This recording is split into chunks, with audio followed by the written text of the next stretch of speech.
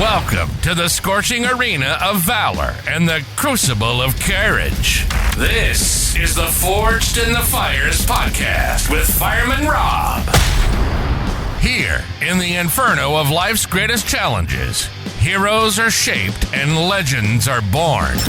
Every episode is a torchlight of wisdom, casting a glow on the paths walked by those who've braved the flames and emerged stronger. In this furnace of fortitude, we'll explore tales of resilience, bravery, and the unyielding human spirit. Each guest brings their own spark of insight, lighting up the darkness and guiding us through the smoke of adversity. With Fireman Rob at the helm, prepared to delve into conversations that smolder with significance and stories that kindle the soul. It's not just a podcast, it's a beacon for all who seek to rise from the ashes and glow with purpose. So stoke the fires of your curiosity and ready your heart for tales of triumph and transformation. The flames are roaring. The stage is ablaze. Welcome to the Forged in the Fires podcast. Let the journey begin.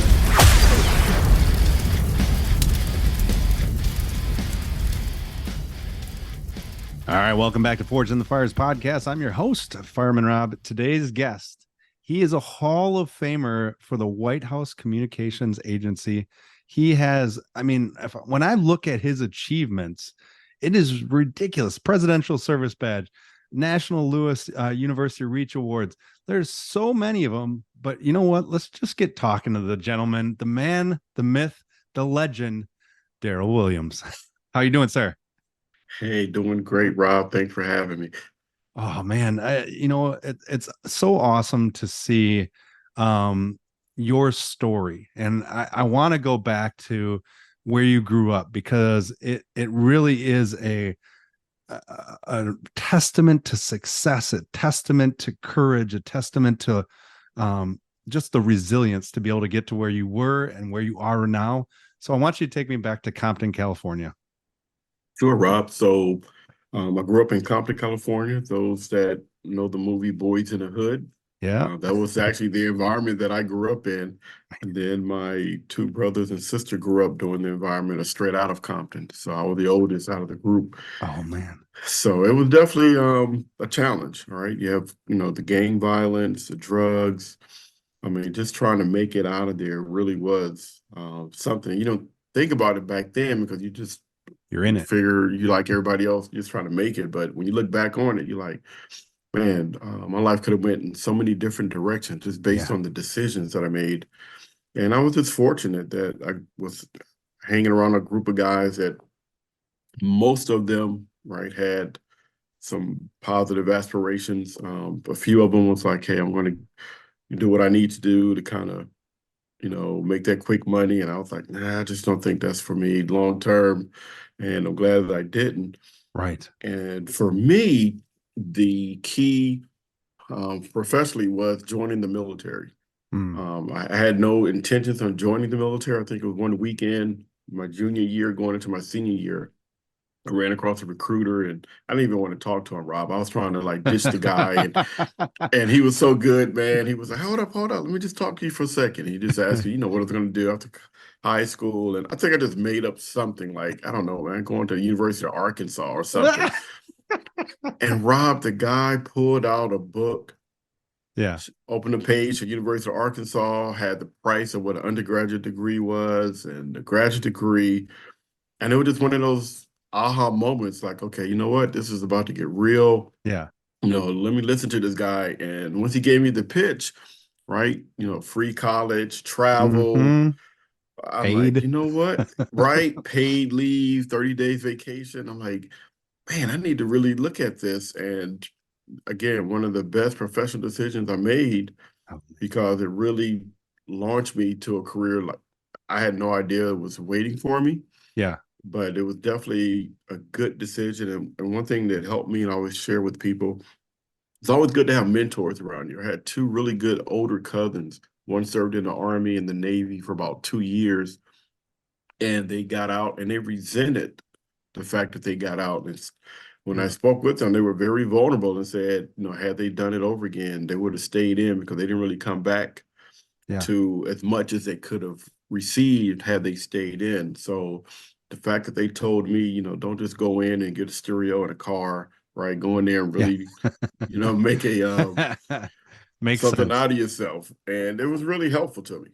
That's so powerful to hear that kind of story, because I think a lot of people see their circumstances and they say, I can't get out of this. But when you went into the Army, did you foresee, like, what did you think? That you're just going to be a grunt for the whole time? Or did you actually kind of go in going, I'm going to make something of myself? Definitely the second part, Rob. I was like, I'm going to make something of myself, and I have to make something of myself because I got a bunch of guys that's hanging on the block that I used to hang out on saying, yeah, you'll be back. You're too small, 120 pounds. Yeah, we'll be right here waiting for you when you get back, right? So part of me had that chip on my shoulder, really was, I can't disappoint the family. I'm the oldest, right? So everybody's looking up to me. So if I come back, does that give them the reason that they can screw up? You know what I mean? So it's like, if I do this right, who knows what'll happen? And luckily, it was really good because actually all three of my siblings ended up joining the military. One of them actually retired, the other two got out. But I know for a fact that, had I not made those right decisions and, reporting back to the family like, hey, life is tough, but it's doable. Again, I don't know what that could have done for them and their future as well. So I definitely had a lot on my shoulder to prove, not just to myself, but wanted to pave a new way for my family. That's unbelievable. And then to further all of this is what I love, is to further all this, you served as the operational and vice presidential communications officer in the White House communications. That's like 500 people that you were leading for the mission, the White House mission. I mean, how did that feel when you got to that position to be able to say, I've done this for myself. I've done this and I've gotten to this spot? It's funny, Rob. The initial reaction was, am I really like here? Like, is this really happening? Because you do have that thought, like, they're bringing the best of the best from all the services. And then, I wish I could say I was recommended for that. But the truth of the matter is, a friend of mine and I saw the advertisement. It was like for a Friday, and this is like early Tuesday. And we were like, man, if we go to this interview at like 9, 10 o'clock in the morning, get off, we get to screw off for the rest of the day on a Friday, was not even thinking about the real reading behind it. Yeah, exactly. And then, a couple of months later, I get this notification saying, congratulations, you've been accepted to the White House Communications Agency. Now it's like, oh, okay, what did I sign up for? What is this about? And then, like you said, once I got there and I'm seeing all these high maintenance, A-type people, best of the best, it's like, okay, I need to step up my game because I definitely cannot get sent home from this, because that's amazing. In the military, most of the time your nickname is where you're from. Yeah. So, when you get there, it's like, okay, Compton, let's see what you got inside you, Compton. Let's see if you can pick up this stuff, see if you can learn this stuff. And one of the first things I realized was, in order for me to make it in this place, I have to find somebody that's doing it right.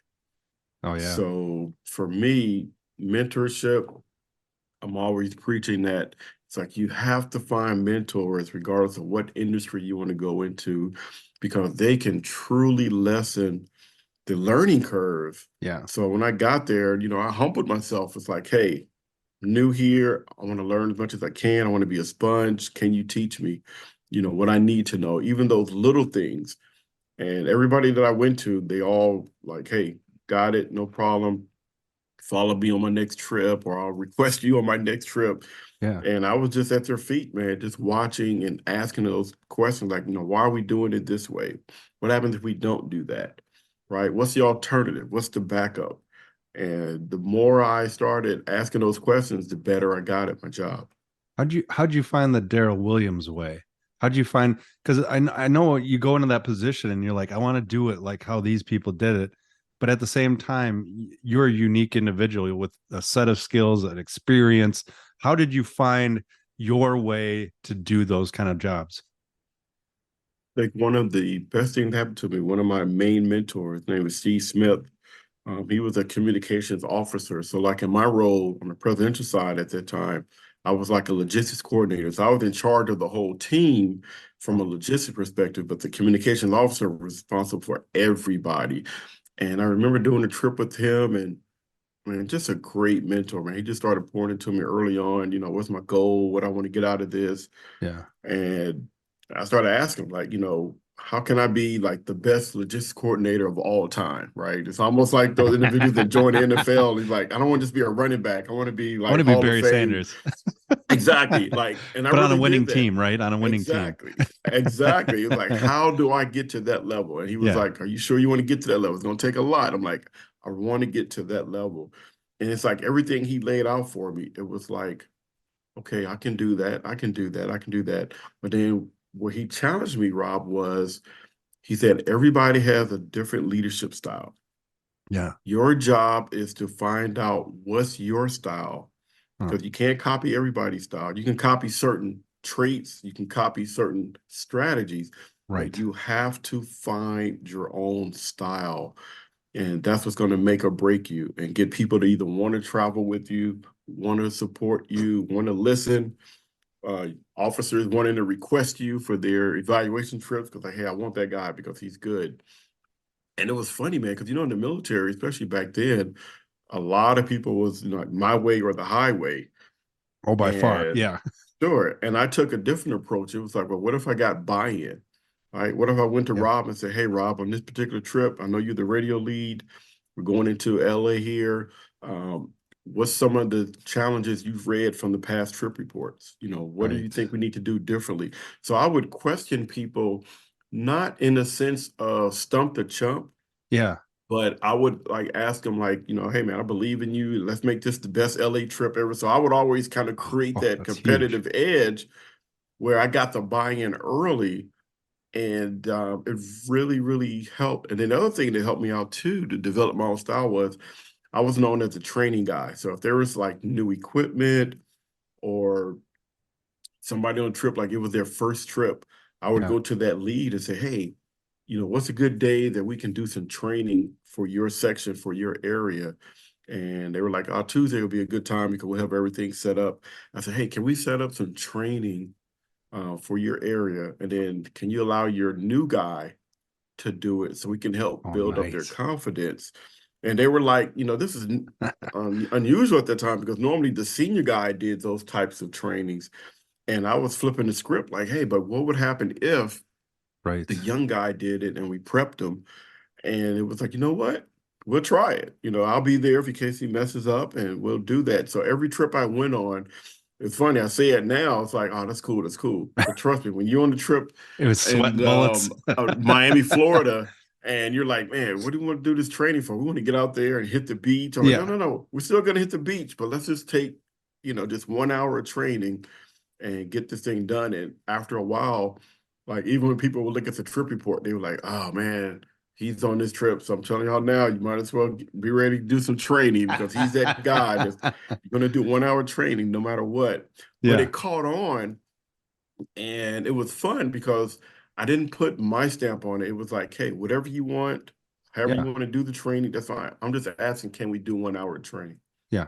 That's all. I love that. And your imprint obviously was a big one because after September 11th, you were selected one out of only 5 key leaders out of 30 senior level managers to direct the emergency action communications.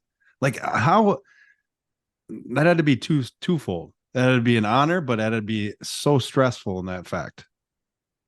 Definitely was. And as a matter of fact, when I was selected, I think, I'm trying to think, we have a son. No, my son we were expecting, but we didn't have one. But at that time, I was like, man, I got a good gig going. When I travel amongst those 30 people, because at this time, now I transitioned. So instead of traveling on the presidential side, I went to Korea for a year, then they brought me back to the White House Communications Agency. And now this time I'm traveling as the vice presidential communication officer. So now I'm like those Wow. communication officers on the presidential side. I'm running the whole show for Vice President Gore and eventually Vice President Cheney. So when 9/11 happened, those that remember the story, Yep. President Bush was in an elementary school in Florida, and they had told him to stay put because they didn't know what was going on. And Vice President Cheney was calling shots, until they Yeah. figured out what was going on. And after that, a lot of agencies were like, hey, all of our, strategies and plans are laid out to the vice president moving up and to become the president. But what do we do? The vice president needs those type of assets, Yeah. and he's not moving up. So that's what kind of caused us to go to that training. And then it was amazing because when I got the call, like, hey, congratulations, you've been selected. And I actually turned it down, Rob. I was like, Oh, oh, really? man, I appreciate it. I did. I said, I appreciate it, but, go ahead and pick, number 6 or number 7 on the list because I'm okay. And a lot of people were like, why did you do something like that? And I was like, well, one, in my mind, it was people that was just as talented as I was.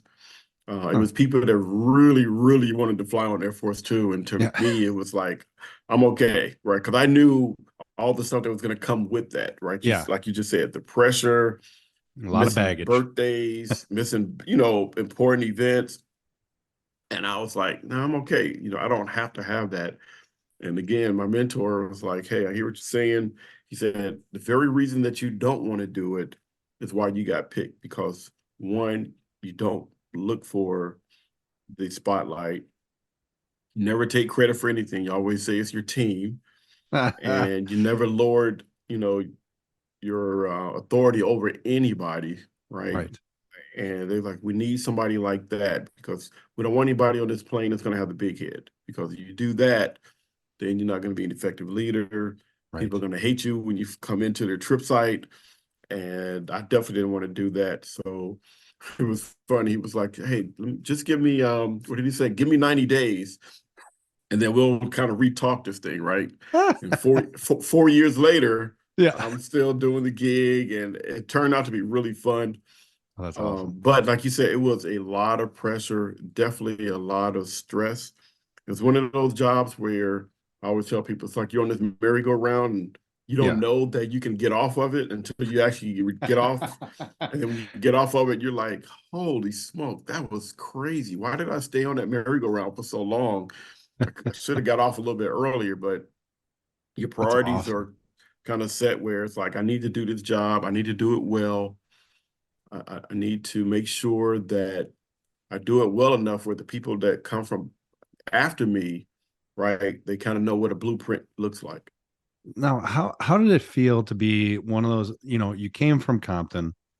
How does it feel to be one of those individuals that, kids that are living in Compton or in other circumstances like you were, how does it feel to be that mentor of saying, hey, don't shoot for just outside of your county, shoot for the stars because it is possible?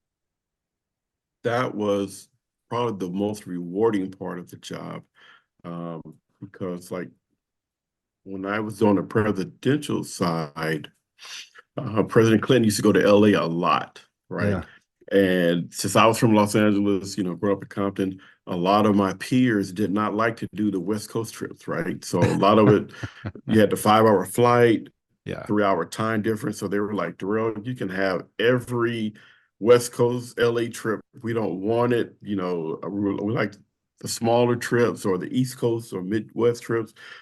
So the cool part, when I knew I was going to LA, I had this really tough teacher named Miss Ferguson.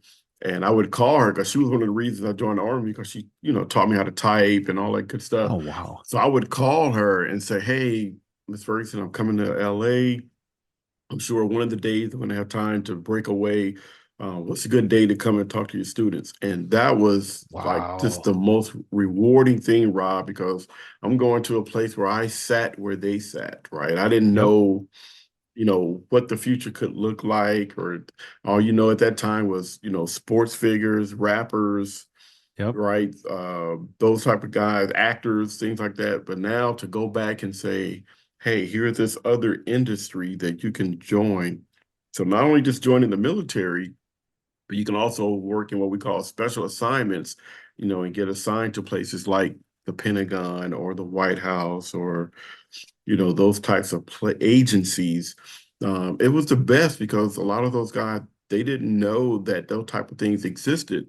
Right. And it was so funny. I was with Ferguson. I was sitting her back then. We had all these pictures of the White House, and they would give them to us, right? Yeah. Because the photo production, like it would be like one little mistake on there that you and I would never be able to see, So but they true. would see it, Yeah. and they would say, "Nope, we can't put this out there." And they would have stacks of just different types of photos of the White House, and they were like had on the table, like you can come and pick these up because all we're gonna do is throw them away. So I would send Miss Ferguson these pictures, and she'd Oh have my them against her gosh. wall, and she would always tell me like, yeah, these guys keep thinking that, or the students rather, that I'm just getting these pictures out of magazines and I don't know anybody that works at the White House. So yeah, I definitely need you to come here and talk to these knuckleheads so they can understand that I do know somebody. So that was one of the most rewarding things, being able to fly back to LA and go to the schools and talk to the students. That's so awesome. And now you even have your own coaching, Alliance Seminars Coaching, that veteran owned faith-based organization. Talk to me more about the reason why you started this, because it had to be something that was deep in your passion. It had to be that purpose that drives you. Tell me more about Alliance Seminars Coaching.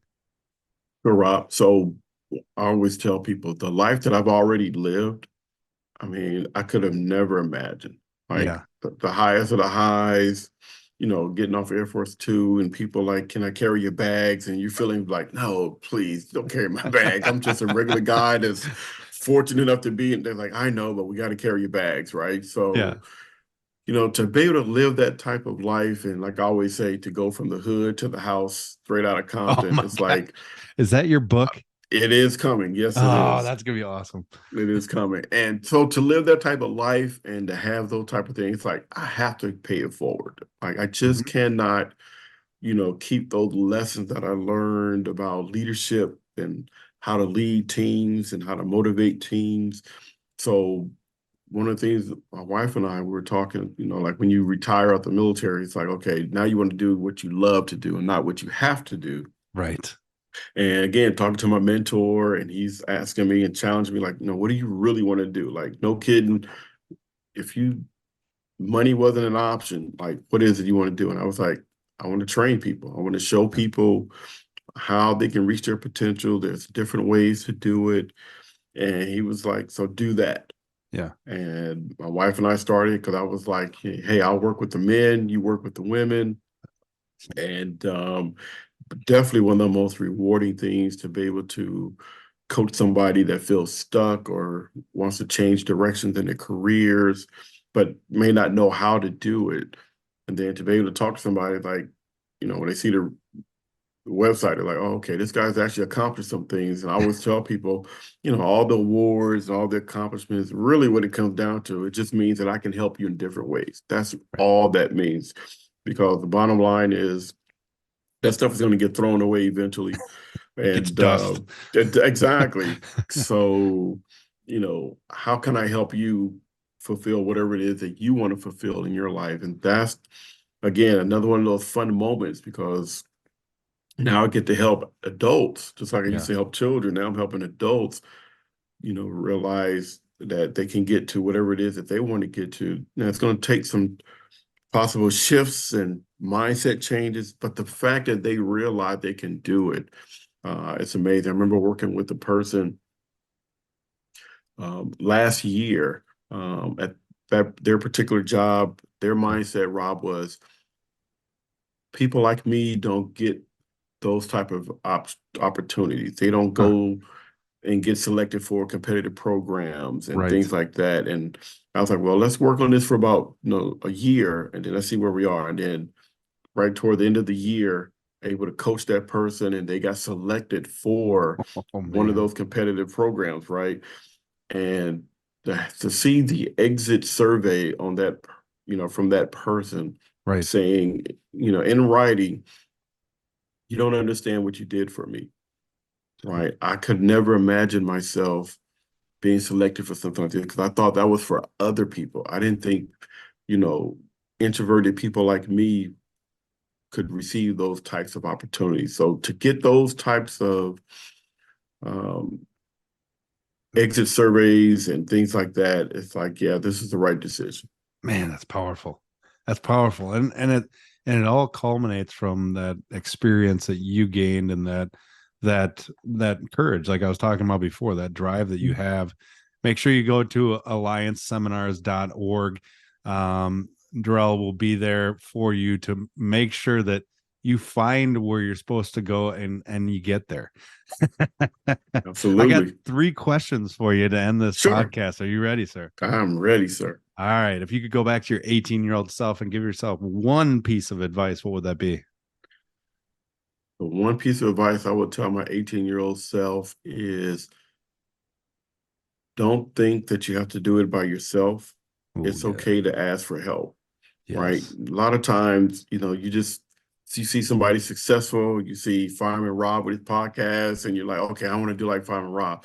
It's like, okay, but it's okay to ask Fireman Rob, Yeah, hey, what exactly. equipment did you know to use? How did you know what type of equipment?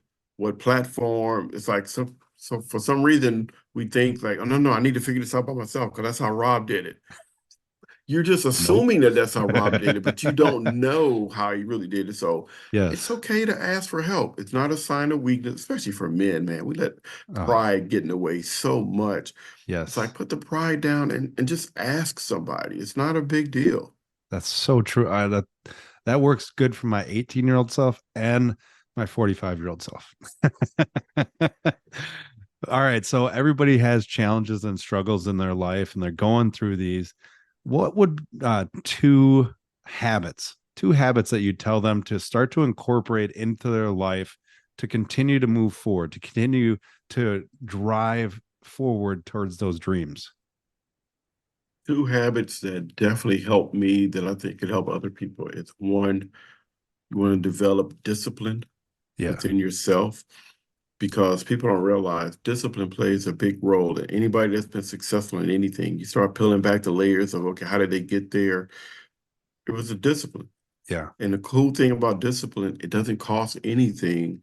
Everybody can develop it. It just takes time and commitment. So definitely the discipline to do whatever it is that you want to do in the future. And then the second thing is integrity. Yeah. I found that the people that have integrity tend to do things at a higher level. And one thing about integrity I found out is when you do make a mistake, people tend to give you a little bit more grace than that shady guy that's always trying to, get over on somebody and Yeah. cut corners and things like that. It's like, no, integrity goes a long, long way. I love that. All right. This last one's always fun. Mhm. If you could have coffee with 3 individuals at a firehouse table, so in other words, all questions are on the table, answers, everything, and they can be deceased or alive, who would Mhm. those 3 people be? Man, great question. I love that, Rob. 3 people to sit down with and ask questions, have coffee. Definitely one would be Kobe Bryant. Oh man, that's a good And, one. and and the reason I Yes. say that because a lot of people talked about him because he was trying to be like Michael Jordan and Yeah. all that good stuff. But the fact that people don't realize the work ethic that he put in to Unreal. trying to be the best, it's like, what drove him to do that? Because he could have easily rested on his laurels, but Yeah. he just had a different mindset. I think the other person, I really would like to talk to Barry Sanders Oh, because yes. even though I'm a Raiders fan, I mean, Marcus Oh, Allen would be up there too, but it yeah. was just something about how do you perform the way he performed, knowing that you pretty much probably going to lose, Yes. right? I mean, Right. you're not going to the playoffs. Nope. You're not going to get more help, Nope. but every week this guy brought his best to the table, and just like what drove that? Because anybody else is like, I'm out of here, Oh I'm yeah. quitting. Yeah. but he just never did that, man. It was And unreal. exactly, right? So definitely Kobe Bryant, Barry Sanders, and then I think the other person I would want to speak to would more than likely be probably John Maxwell, Oh, wow. because I love all of his books and Yeah. he's great at the sharing and things, but just to talk to him about those early days, like how did you know, John, that you had something going there? You know what I mean? Like that Right. first book, Yep. before all the books, before all the trainings and the certifications, like, man, what did you realize? 'Cause I know reading up about him, he said, no, he had mentors as well. And like you said earlier in that question about, how did you create your own style, right? And I always Right. wanted to ask somebody like him, like, how did you even find a way to create that type of style where you became like the leadership guy? It's like what an awesome thing out of all the people in the world, when you say the name John Maxwell, it's like, oh, the leadership The guy, leadership right? guy. Yeah. Yeah. Man, I mean, that's just a powerful thing for sure. So those would definitely be the three people. That's a good table right there. I'm going to have to sit in on that coffee talk. Definitely, definitely. Hey, Darrell, it's been such an honor to have you on. Make sure you go to allianceseminars.org to find out more. Keep doing the things that you're doing and inspiring. Thank you so much. Thank you for having me. Thanks for listening and supporting the Forged in the Fires podcast with Fireman Rob. Remember, don't forget to like and subscribe to this podcast. And please share this episode with a friend or family member. To find out more about Fireman Rob, or if you have a question, go to www.firemanrob.com. Until next time, live your life forged in the fires.